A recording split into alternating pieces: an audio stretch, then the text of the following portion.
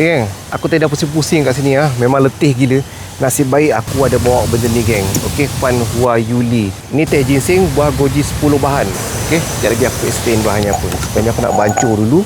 Ni dia punya teh uncang dia. Masukkan dalam ni. Tapi aku dah bawa air panas.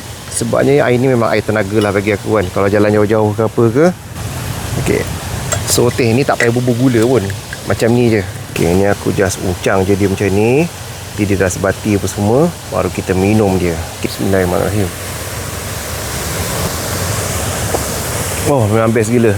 Memang sangat-sangat bantu. Ini teh herba. Ada korang yang suka minum air gas, suka minum air manis-manis, suka minum air yang berkarbonat apa semua kan. Kalau korang nak berhenti, korang elok minum air ginseng ni. Teh ginseng ni dia ada campuran 10 bahan. Antara yang ada dalam ni ada goji. 10 bahan yang ada campuran dekat dalam ni, antaranya dia ada hawthorn, ada balik, kulit oren, mulberry, wolberry, jujube, keladi, black wolberry, ada mawar merah, ada ginseng.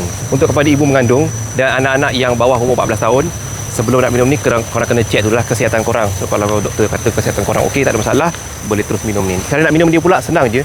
Buka je dia punya paket dia apa semua ni. Lepas tu kena ada air suam atau air panas. Terus bancur je macam aku tunjuk tadi. Lepas tu minum macam biasa. Teh ni kau boleh amalkan 1 hari sekali lah. Seeloknya kalau korang nak minum untuk waktu pagi, lepas makan korang boleh minum ni. Rasa macam teh biasa je, tak perlu bubur gula. Biarkan dalam 5 ke 10 minit macam tu. Nanti dia punya warna dia akan berubah lah. Warna dia akan jadi warna macam ni, warna-warna teh lah. Dalam satu pack ni ada banyak tau. Korang boleh jadikan dia minuman rutin lah. Minuman rutin untuk harian korang. Macam mana dapatkan? Korang tengok dekat beg kuning sekarang harga berapa. Memang sangat berbaloi. Ikan beg kuning sekarang.